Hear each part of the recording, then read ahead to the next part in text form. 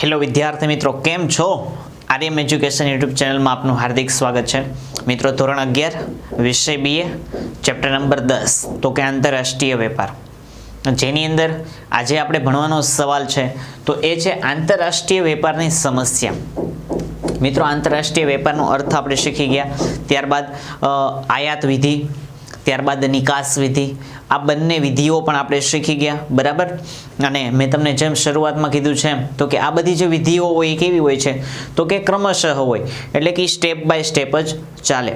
અને આજના સવાલમાં આપણે ભણવાનું છે કે આંતરરાષ્ટ્રીય જે વેપાર કરવામાં આવે છે તો એ વેપાર જે કરવાનો છે એ વેપાર માટે કેવા કેવા પ્રકારની મુશ્કેલીઓ આવે, અથવા તો કેવા કેવા પ્રકારના પડકારો હોય, કેવા કેવા પ્રકારની સમસ્યાઓ હોય, તો એ સમસ્યાઓ વિશે આપણે વાત કરવાની છે.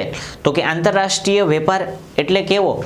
તો કે બે દેશ વચ્ચે થતો વેપાર, એટલે કે પોતાની જે સરહદની જે સીમાઓ છે, બરાબર, એ સીમાઓ કરતાં અન્ય સાથે જે વ્યવહાર કરવામાં આવે અને અન્ય સાથે જે વેપાર ધંધો કરવામાં આવે તો એવો જે વેપાર ધંધો હોય એને કયા નામે ઓળખવામાં આવે છે મિત્રો? તો કે આંતરરાષ્ટ્રીય વેપાર તરીકે ઓળખવામાં આવે છે. એટલે મેં કીધું છે મિત્રો તો કે આંતરરાષ્ટ્રીય વેપાર એટલે કેવો? તો કે પોતાના દેશની સાથે પોતાના દેશની સાથે સાથે અન્ય દેશની સાથે જે વેપાર કરવામાં આવે તો એ જે વેપાર કહેવાય એને કયા વેપાર તરીકે ઓળખવામાં આવે છે?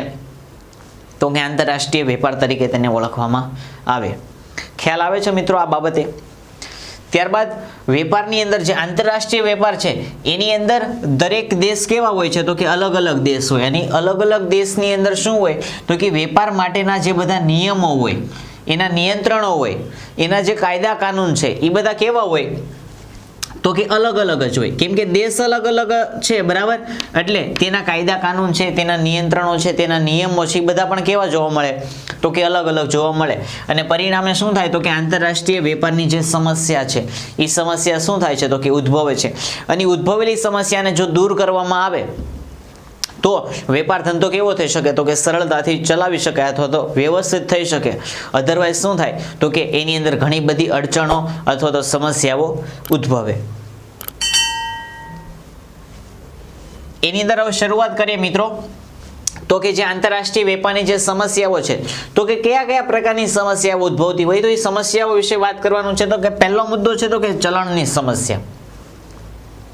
આયાત વિધિ અને નિકાસ વિધિની અંદર મિત્રો આપણે વાત કરી ગયા હતા કે જે દેશમાંથી માલ મંગાવવામાં આવે અથવા તો જ્યાં માલ આપણે પહોંચાડવાનો છે તો કે જ્યાં માલ મોકલેલો છે, નિકાસ કરેલો છે, તો એનું પેમેન્ટ કઈ રીતે કરવામાં આવે છે અથવા તો એના નાણાં કઈ રીતે મેળવવામાં આવે છે?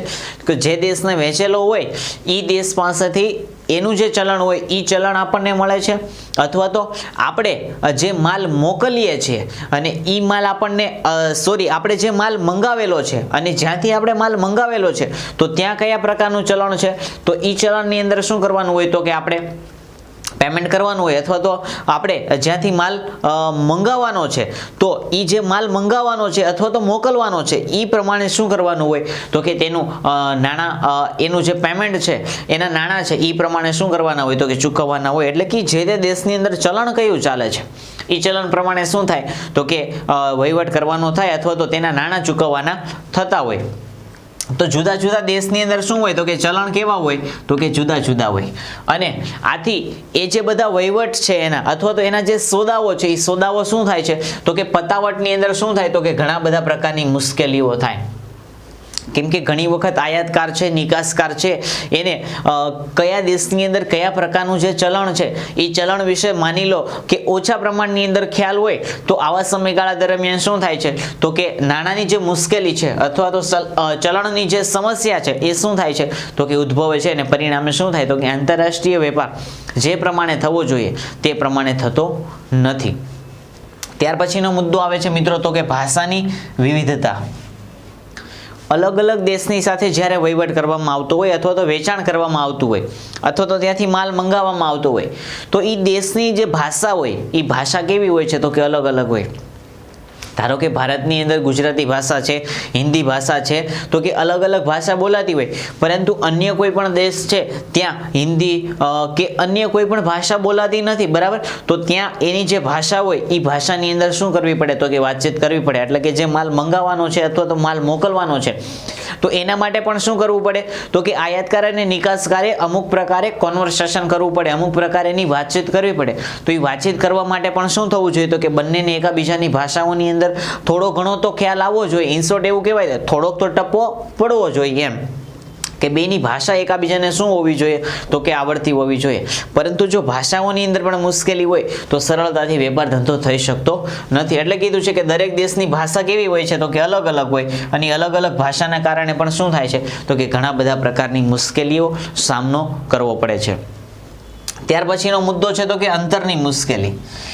અંતરની મુશ્કેલી એટલે કે જ્યાં વેચાણ કરવાનું જે સ્થળ છે અથવા તો જ્યાં મોકલવાનો છે માલ સામાન અથવા તો જ્યાંથી મંગાવેલો છે એ પ્રદેશ અથવા તો સ્થળ કેવું છે તો કે દૂર છે.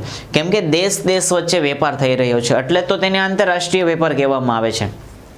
તો કે એની વચ્ચેનું જે અંતર છે એ કેવું હોય છે, દેશ વચ્ચેનું અંતર તો કે લાંબુ હોય છે.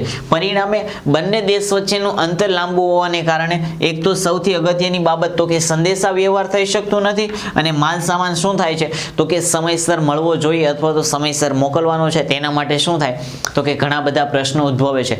અને આ બધા પ્રશ્નોના સોલ્યુશન જો સમયસર એનું નિરાકરણ જો સમયસર ન મળે તો પણ શું થાય તો કે આંતરરાષ્ટ્રીય વેપાર જે પ્રમાણે થવો જોઈએ તે પ્રમાણે વેપાર થઈ શકતો નથી. એટલે કે આયાત અથવા તો નિકાસ તે પ્રમાણે થઈ શકતી નથી. એટલે કે જે માત્રામાં થવી જોઈએ એ માત્રામાં થતી નથી. પરિણામે આંતરરાષ્ટ્રીય વેપારમાં શું થાય તો કે સમસ્યા ઉદ્ભવે.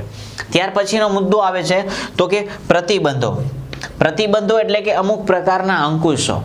હવે દરેક દેશના પોતાના રાજકીય પક્ષો હોય ને એ રાજકીય પક્ષોને આધારે શું કરે છે તો કે પોતાના નિયમો, પોતાના કાયદાઓ ઘડે છે, અને પોતાની નીતિ પ્રમાણે શું કરે છે તો કે ચાલે છે. એટલે કે પોતાની રાજકીય નીતિ જે છે એના આધારે અથવા તો પોતાના દેશની જે આર્થિક નીતિ છે, આર્થિક પદ્ધતિ છે, બરાબર, એ પ્રમાણે શું કરવાના હોય છે તો કે ધંધો, રોજગાર અથવા તો વેપાર કરવાનો હોય છે. પરિણામે શું થાય છે તો કે અનેક પ્રકારના રાજકીય જે પક્ષો છે એ અનેક પ્રકારના નિયમો લગાડે, કાયદાઓ લગાડે, નિયંત્રણો લગાડે. પરિણામે જે ઇન્ટેન્શનથી અથવા તો જે ઉદ્દેશથી વેપાર ધંધો થવો જોઈએ ને એટલો સરળતાથી વેપાર ધંધો થઈ શકતો નથી. આથી એવું કહી શકાય તો કે પ્રતિબંધો અથવા તો અંકુશ હોય તેના કારણે પણ શું થાય છે તો કે આંતરરાષ્ટ્રીય વેપારમાં ઘણી બધી પ્રશ્નો અથવા તો સમસ્યાઓનો સામનો કરવો પડે. ત્યાર પછીનો મુદ્દો આવે છે તો કે જોખમ. જોખમોને કારણે પણ આંતરરાષ્ટ્રીય વેપારમાં ઘણો બધો અવરોધ આવતો હોય એવું લાગે. કારણ કે જે માલ સામાનની આયાત અથવા નિકાસ કરવાની હોય ને મિત્રો, એ કોઈ પણ હિસાબે આપણે જોઈએ ને તો ત્રણ રીતે જ થઈ શકે. એક તો હવાઈ માર્ગે, એક તો દરિયાઈ માર્ગે, અને એક તો રોડ, રસ્તાઓ, બરાબર. તો આ રીતે માલ સામાને પહોંચાડવાનો હોય. જ્યારે વાત આવે આંતરરાષ્ટ્રીય વેપારની ત્યારે માત્ર બે જ પદ્ધતિથી વેપાર થઈ શકે. એક તો હવાઈ માર્ગે અને બીજો છે તો કે જળ માર્ગે. તો આ બંને રીતે જ્યારે વ્યવહાર થતો હોય, વેપાર થતો હોય તો એની અંદર પણ શું થાય તો કે ઘણા બધા પ્રકારના જોખમો થાય. તો કે દરિયાઈ માર્ગે જ્યારે વ્યવહાર થતો હોય અથવા તો માલ સામાન આવતો જતો હોય તો ત્યારે દરિયાની અંદર ઘણા બધા તોફાનો અથવા તો અમુક એવા નુકસાની થાય કે જેના કારણે માલ સામાન પૂરતા પ્રમાણમાં અથવા તો જોઈએ ત્યારે પહોંચી શકતો નથી. અથવા તો જ્યારે હવાઈ જહાજ દ્વારા માલ સામાન મોકલવામાં આવતો હોય તો ત્યારે માલ સામાનની અંદર અમુક પ્રકારે ઘટ આવે અથવા તો માલ સામાન એ અમુક સ્તર કરતાં ઉપર જવાને કારણે, એટલે કે હવાઈ જહાજમાં અમુક જે સ્તર હોય એ સ્તર કરતાં જ્યારે એ હવાઈ જહાજ ઉપર જાય છે તો એના પરિણામે પણ શું થાય છે તો કે એની અંદર ઘણી બધી સમસ્યાઓ આવતી હોય. માલ સામાન શું થાય તો કે બગડી જવા પામતો હોય. તો આવા વિવિધ પ્રકારના શું રહેલા છે તો કે આંતરરાષ્ટ્રીય વેપારની અંદર જોખમો રહેલા છે, બરાબર.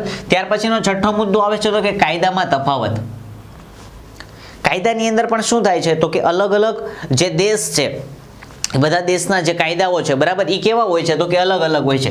દેશ પ્રમાણે શું થાય તો કે કાયદાઓની અંદર ફેરફાર થતો જાય, અને બધા દેશના જે કાયદાઓ છે એ અલગ અલગ દેશના કાયદાઓ સમજવા બધા માટે કેવા હોય તો કે થોડા મુશ્કેલ ભર્યા હોય. પરિણામે જે પ્રમાણે વેપાર થવો જોઈએ તે પ્રમાણે શું થાય છે તો કે વેપાર ધંધો થઈ શકતો નથી. પરિણામે આંતરરાષ્ટ્રીય વેપારમાં શું થાય તો કે અમુક પ્રકારની સમસ્યાઓ, અમુક પ્રકારના જે પ્રોબ્લેમો છે તે બધા ઊભા થતા હોય અને જોઈએ તે પ્રમાણે વેપાર થઈ શકતો નથી. ત્યાર પછીનો સાતમો મુદ્દો આવે છે તો કે વેપારી સંપર્કનો અભાવ. વેપારી સંપર્કનો અભાવ કે સંપર્કના અભાવને કારણે પણ શું થાય તો કે વેપાર ધંધો વ્યવસ્થિત થઈ શકે નહીં, કેમ કે આંતરરાષ્ટ્રીય વેપારમાં બે દેશો એકબીજા સાથે જોડાયેલા છે, એની સાથે સંકળાયેલ છે. પરિણામે શું થાય તો કે વેપારી સંપર્ક ઓછો હોય ને તો એના કારણે બંનેને જોઈએ તેવો સેટિસ્ફેક્શન જોઈએ તે પ્રમાણેનું એને સેટિસ્ફેક્શન થતું નથી. આથી દેશ વચ્ચે શું થાય તો કે અંતર વધુ છે એક તો, બરાબર, અને લાંબા સમયે માલ સામાન એને મળે છે અથવા તો મોકલવામાં આવે છે. પરિણામે બંને વચ્ચે જોઈએ તે પ્રમાણે સંપર્ક થતો નથી. આથી એને જોઈએ ને તે પ્રમાણે માલ સામાન ટાઈમ ટુ ટાઈમ મળશે કે કેમ, અથવા તો જેટલો મંગાવેલો છે તેટલો માલ સામાન મળશે, અથવા તો જે માલ સામાન મોકલેલો છે તેના નાણાં પણ ટાઈમ ટુ ટાઈમ એટલે કે સમયસર મળશે કે કેમ. આ બધી બાબતોનો શું હોય તો કે મોકલનાર અને માલ ખરીદનાર બંનેના મનની અંદર આવા ઘણા અઢળક પ્રકારના પ્રશ્નો હોય. તો જ્યાં સુધી એનું નિરાકરણ ન આવે ત્યાં સુધી એના વચ્ચે શું થાય છે તો કે વ્યવસ્થિત પ્રમાણમાં વેપાર થઈ શકતો નથી. અને પરિણામે શું થાય છે તો કે બંને જે ગ્રાહકો છે અથવા તો એક વેચનાર છે અને એક ખરીદનાર છે, એટલે કે મોકલનાર અને મેળવનાર એટલે કે આયાતકાર અને નિકાસકાર, જ્યાં સુધી એકાબીજાની સામે પ્રત્યક્ષ રીતે મળશે નહીં અથવા તો પ્રત્યક્ષ રીતે એનો સંપર્ક થતો નથી, પરિણામે પણ શું થાય તો કે જોઈએ તે પ્રમાણેનો આંતરરાષ્ટ્રીય વેપાર થતો નથી. એટલે કે તેની અંદર અમુક પ્રકારની શું થાય તો કે સમસ્યા સર્જાય છે. ત્યાર પછીનો 8મો મુદ્દો તો કે તોલમાપની મુશ્કેલી. અલગ અલગ દેશની અંદર તોલમાપ પણ કેવા હોય તો કે અલગ અલગ હોય. ધારો કે આપણે ભારત દેશની વાત કરીએ એની અંદર પણ સ્પેસિફાઈડ તો કે એક એરિયા તો કે ગુજરાતની અંદર તો કે ધારો કે અહીંયા તમે 1 કિલો મગ લો, 1 કિલો દાળ લ્યો, 1 કિલો ચોખા લ્યો ને, તો અહીંયા 1 કિલોની અંદર જેટલા ચોખા અને મગ આવે ને એટલા ચોખા અને મગ તમે ગુજરાતની બહાર જાઓ ને તો ત્યાં પણ 1 કિલોમાં શું હોય તો કે એટલા ચોખા ને એટલા મગ આવતા હોય. અહીંયા કિલો હોય ને ત્યાં જાઓ તો શું થાય કે 1.5 કિલો થઈ જાય અથવા તો 800 ગ્રામ થઈ જાય, એવું ન હોય. તો કે એક દેશની અંદર તોલમાપ કેટલું હોય તો એક સરખું હોય. પરંતુ જેમ જેમ દેશ બદલાય છે એમ તોલમાપની પણ શું થાય તો કે ઘણી બધી સમસ્યાઓ અથવા તો માયનોની અંદર એની સમસ્યાઓ ઉદ્ભવતી હોય. એટલે કે દેશ પ્રમાણે તોલમાપ પણ કેવા હોય તો કે અલગ અલગ હોય. તો તેના કારણે પણ શું થાય તો કે મુશ્કેલીનો સામનો કરવો પડે અને આંતરરાષ્ટ્રીય વેપાર જે પ્રમાણે જે સ્તરે થવો જોઈએ એ સ્તરે થતો નથી. તો મિત્રો આ થયું આંતરરાષ્ટ્રીય વેપારની અંદર કયા કયા પ્રકારની મુશ્કેલી આવે અથવા તો એવા કયા કયા પરિબળો છે કે જેના કારણે આંતરરાષ્ટ્રીય વેપારમાં અવરોધ ઊભા થાય છે. તો એ મુદ્દાઓ વિશે આપણે આ વિડીયોની અંદર આ લેક્ચરમાં વાત કરી ગયા, બરાબર. હવે મળીએ મિત્રો જે આ ચેપ્ટરનો આ પ્રકરણનો એક જે તફાવત છે એ તફાવત સાથે મળીએ હવે નવા વિડીયોમાં નવા લેક્ચરમાં. ત્યાં સુધી જોતા રહો, જોડાયેલા રહો અને સંકળાયેલા રહો એકમાત્ર આપણી YouTube channel Aryam education. Thank you વિદ્યાર્થી મિત્રો.